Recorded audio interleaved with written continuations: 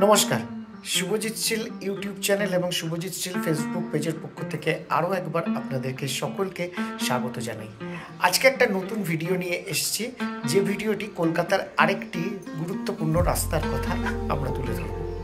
এই রাস্তাটি Shobhabazar Sutanuti metro station তার ঠিক সংলগ্ন অঞ্চলে, এবং এই রাস্তাটি মানুষ ব্যবহার করেন শর্টকাট হিসেবে, এবং যতীন্দ্রমোহন অ্যাভিনিউ থেকে বিকেপাল যে ক্রসিং রয়েছে, বিকেপাল রবীন্দ্র সরণির যে ক্রসিং রয়েছে, সেই জায়গায় পৌঁছবার জন্য এই রাস্তাটিকে ব্যবহার করে থাকেন।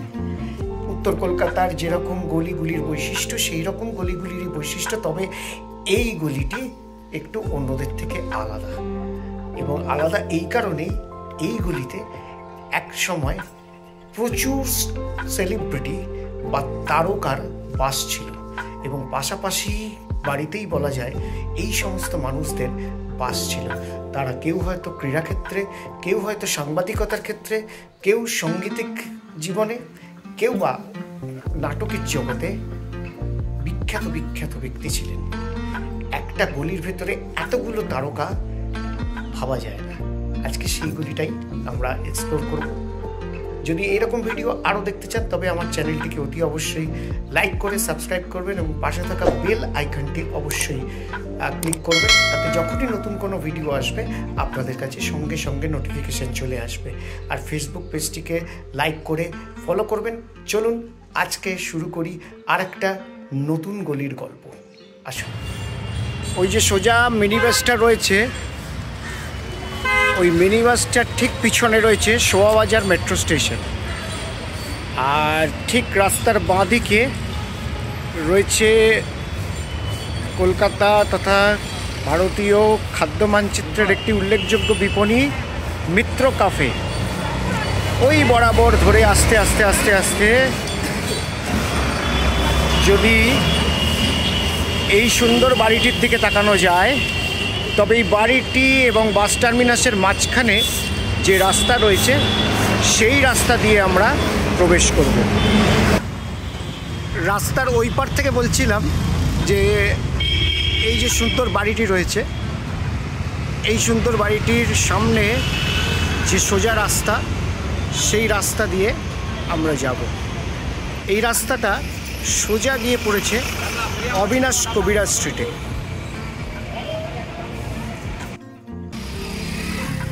রাস্তার নাম অবিনাশ কবিরাজ স্ট্রিট।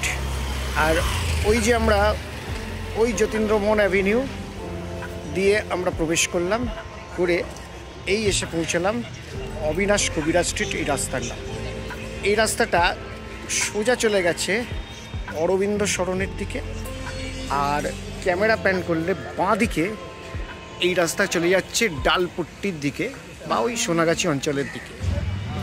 অবিনাশ কবিরাজ স্ট্রিট এবং তারক চ্যাটার্জি লেনের ঠিক সংযোগস্থলে এই যে বাড়িটি দেখছেন, এই বাড়িটি আরতি সাহা, পরবর্তীকালে যিনি আরতি গুপ্ত হিসেবে পরিচিত হন, অর্থাৎ ডক্টর বিধানচন্দ্র রায়ের পরিচিত মানুষ ছিলেন কবিরাজ অরুণ গুপ্ত, তার সাথে বিবাহসূত্রে আবদ্ধ হন, এবং এই হচ্ছে কবিরাজ অরুণ গুপ্তের বাড়ি।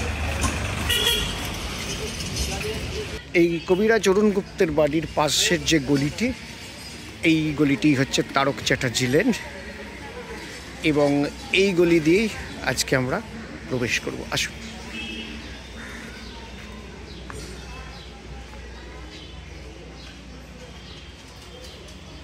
ঢুকতেই উত্তর কলকাতার বাড়িগুলির যে বৈশিষ্ট্য, অর্থাৎ খড়খড়ি, সানসেট এবং ফ্যাব্রিকেটেড গ্রিল, এবং তার সঙ্গে সঙ্গে রয়েছে রোয়াক, এবং এখন উত্তর কলকাতার বহু পাড়ায় এরকম রকে বসে আড্ডা দেখা যায়।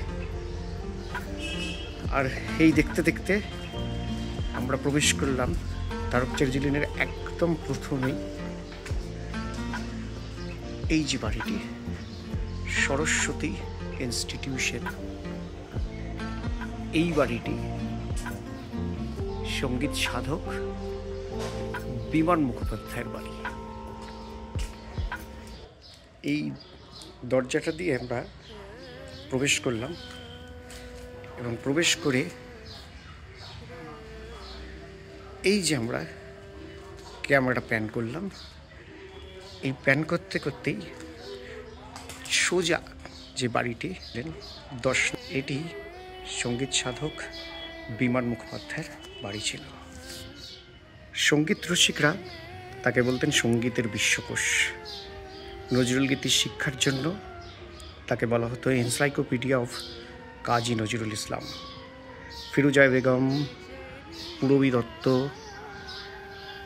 থেকে হৈমন্তী শুক্লা, ইন্দ্রাণী সেন, মানবেন্দ্র মুখোপাধ্যায়, শ্রীকান্ত আচার্য, কে না আসেনি তার কাছে, এবং তার কাছে তালিম নিতে আসতেন। তার গানের রেকর্ড করেছেন। 2007 সালে হারমোনিকা সম্মান এবং উত্তম কুমার সম্মানে ভূষিত বিমান মুখোপাধ্যায়। এই হচ্ছে ওনার বাড়ি এবং দেখুন দরজায় এখন অবধি তার নাম জল করছে। এই দরজায় সঙ্গীতের এক একজন মানুষের পদচিহ্নে ধ্বনিত হয়েছে এই বাড়ির প্রবেশদ্বার।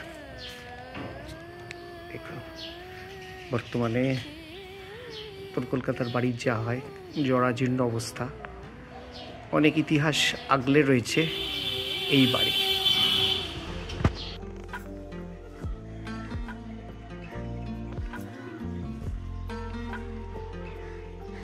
বিমান মুখোপাধ্যায়ের বাড়ি থেকে একটু পায়ে পায়ে এগিয়ে যাচ্ছে এবং এগিয়ে যেতে যেতে যে বাড়িটির পাশে ঠিক এসে দাঁড়িয়ে পড়লাম, এই বাড়িটি রামসোহন চট্টোপাধ্যায়ের বাড়ির একদম সামনে। সুভাষচন্দ্র বোসের এক জনসভায় কাজী নজরুল ইসলামের সঙ্গে যাওয়ার সুযোগ হয়। পরবর্তীকালে দাদা ঠাকুর বা শরৎচন্দ্র পণ্ডিত তাকে আকাশবাণী কলকাতায় নিয়মিত শিল্পী হিসেবে গান গাইবার সুযোগ করে দেন। পরবর্তীকালে 72 সালে স্ত্রীর পত্র এবং 96 সালে পরিক্রমা নামে দুটি বাংলা ছবিতে সুরারোপ করেন রামকুমার চট্টোপাধ্যায় এবং বাংলা টপ্পা গান, পুরাতনী বৈঠক গান নিজেকে কিংবদন্তি হিসেবে পরিণত করেন। রামকুমার বাবুর বাড়ি থেকে এই যে রাস্তাটা যাচ্ছে গিয়ে, এই রাস্তায় যে সবুজ রঙের দেওয়ালওয়ালা যে বাড়িটি রয়েছে, এই বাড়িটি আর একজন বিখ্যাত মানুষের বাড়ি। এই বাড়িটি প্রখ্যাত ক্রীড়া সাংবাদিক আনন্দবাজার পত্রিকাতে, যিনি ক্রীড়া সম্পাদনার কাজ করেছেন দীর্ঘদিন এবং বাংলা সাহিত্যে কিছু উজ্জ্বল উপন্যাস বাঙালি পাঠককে সমৃদ্ধ করেছেন, তিনি আর কেউ নন, মতি নন্দী। তার বাড়ি। আসুন বাড়িটার একটু কাছাকাছি যাই।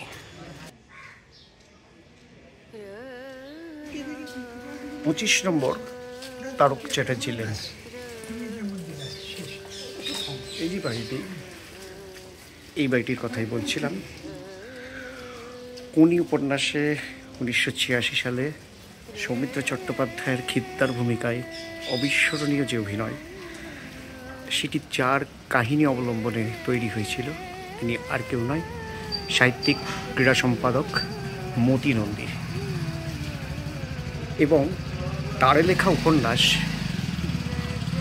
সাদা খাম, দূরদৃষ্টি, পুবের জানালা, বারান্দা, অলৌকিক দিলু এবং স্টপার, ফেরারি আজও পাঠককে মুগ্ধ করে চলে।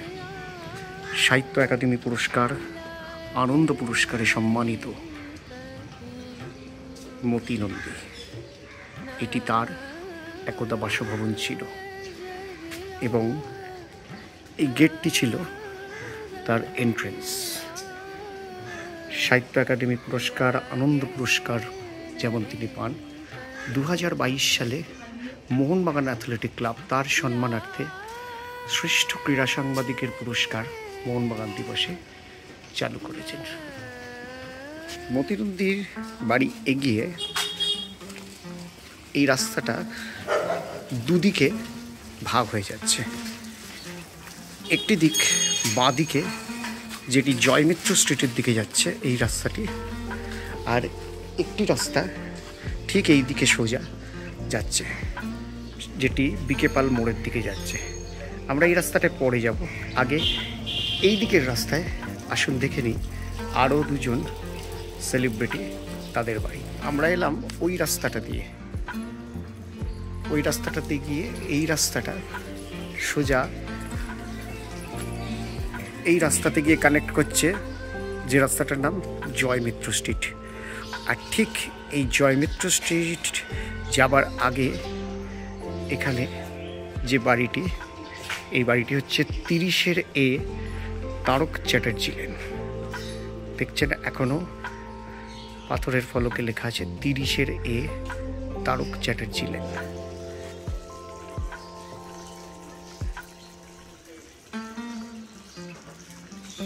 ভারতীয় ফুটবলের চাইনিজ ওয়াল এবং ভারতীয় ফুটবল দলের প্রথম অধিনায়ক গোষ্ঠ বিহারী পাল এই বাড়িতেই বসবাস করতেন একটা সময়। 1912 থেকে 36 তিনি মোহনবাগানের হয়ে 617টি ম্যাচে 43টি গোল করেন এবং 1924 থেকে 1936 সালে ভারতের হয়ে 37টি ম্যাচে 5টি গোল করেন।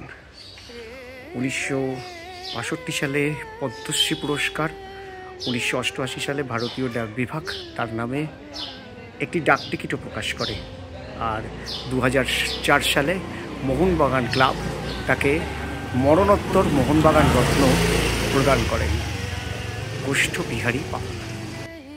ওই যে উপরের যে জানলা রয়েছে, এই ঘরেতেই জীবনের অনেকগুলি দিন কাটিয়ে গেছেন সপরিবারে গোষ্ঠ বিহারী পাল, ভারতীয় ফুটবলের চাইনিজ।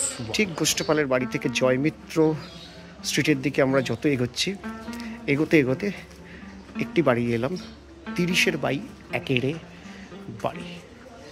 এবং এই বাড়ির গেটে দেখুন লেখা আছে আরতি, অর্থাৎ 1959 সালের এশিয়া মহাদেশের প্রথম মহিলা হিসেবে ইংলিশ চ্যানেল 67.5 কিলোমিটার দূরত্ব অতিক্রম করা এবং 16 ঘন্টা 20 মিনিটে তিনি এই দূরত্ব অতিক্রম করেছিলেন। 1952 সালে হেলসিঙ্কি অলিম্পিকে তিনি প্রতিনিধিত্ব করেছিলেন ভারতের হয়ে। 1960 সালে পদ্মশ্রী সম্মান এবং 1999 সালে ভারতীয় ডাক বিভাগ তার নামে একটি ডাক টিকিট প্রকাশ করেছেন এবং এই বাড়িতেই তিনি তার জীবনের শেষ দিনগুলো কাটিয়ে গেছেন। আরতি শাহ। এতক্ষণ আমরা ওই দিকটা দেখলাম, এবার এই রাস্তার এই দিকটাতে দেখব। আসুন, এখানে আবার রাস্তাটি একটু সংকীর্ণ হয়ে গেছে এবং গিয়ে আবার কিছুক্ষণ পরে একটি চওড়া হয়েছে, যেরকম উত্তর কলকাতার গলির চরিত্র হয়। এই যে বাড়িটি, এই বাড়িটা এলাকায় শিলবাড়ি নামে পরিচিত এবং প্রখ্যাত প্রকাশক এবং সাহিত্য সাধক নাট্যভারতী কানাইলাল শীলের পুণ্যস্মৃতির উদ্দেশ্যে এই বাড়িটি নির্মাণ হয় এবং এই বাড়িতেই তিনি বাস করতেন এবং আজও তার পরিবার এখানে বসবাস করে।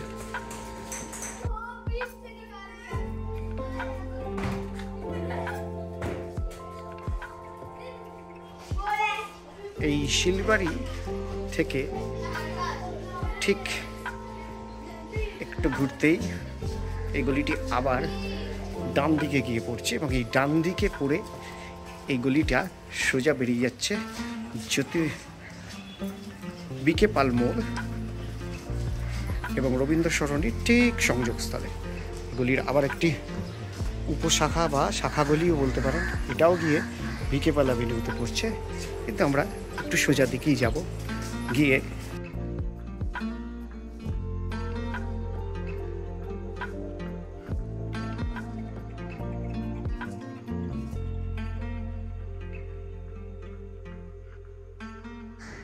তারক চ্যাটার্জি লেনের ঠিক পাশের রাস্তা বা লাগোয়া রাস্তা হচ্ছে জয়মিত্র স্ট্রিট, এবং জয়মিত্র স্ট্রিটে এখানে অন্নপূর্ণা মন্দির 42A, এবং দরজা এবং তার গঠন দেখেই বুঝতে পারছেন কতটা প্রাচীন এই বাড়িটি।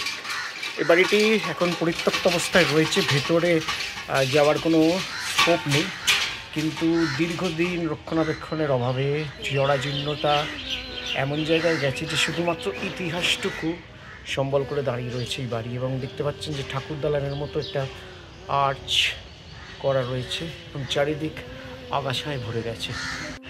ওই যে অন্নপূর্ণা মন্দির, এবং তারপরে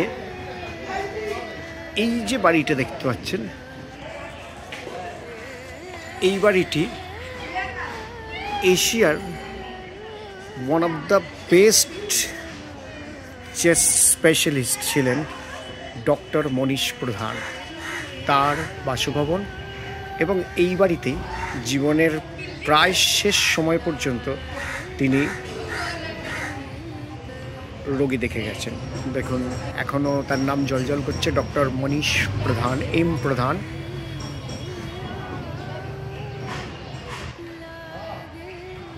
নবতিপর বয়সেও একই উদ্যমে তিনি রোগী দেখতেন এবং শুশ্রূষা করতেন। এই ছিল আজকের আমাদের একটা ছোট্ট নিবেদন ভিডিওতে। উত্তর কলকাতার একটি তারকাদের একদা বাস করা সমৃদ্ধ রাস্তা তারক চ্যাটার্জি লেন।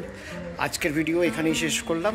যদি এইরকম ভিডিও আরও দেখতে চান তাহলে অতি অবশ্যই কমেন্ট করে জানাবেন, এবং ভিডিওটি কেমন লাগলো সেটাও অবশ্যই আপনারা কমেন্ট করে জানাবেন। আর এরকম ভিডিও দেখতে হলে আমার চ্যানেলটিকে অতি অবশ্যই লাইক করে সাবস্ক্রাইব করবেন, আর ফেসবুক পেজটিকে লাইক করে ফলো করবেন। ভালো থাকবেন, দেখা হচ্ছে আবার পরবর্তী পর্বে কোনো না কোনো ভিডিওতে। ততক্ষণের জন্য টাটা।